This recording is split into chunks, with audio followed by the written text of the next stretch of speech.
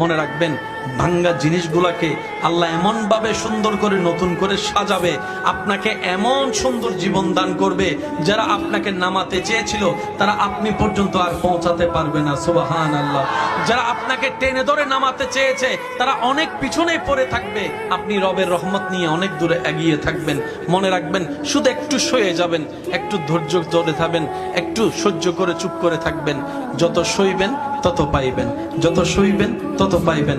কোনো আফসোস নাই, কোনো আপত্তি নাই, কোনো হা হুতাশ নাই। রবকে শুধু এতটুকু বলবেন, যখনই মন খারাপ হবে সিজদায় মাথাটা ঝুঁকিয়ে, ইয়া রব, আমি যা পেয়েছি কোনো কিছু পাওয়ার যোগ্যতা আমার কাছেই নেই, সব তুমি দয়া করে দান করেছো, সব তুমি দয়া করে দান করেছো।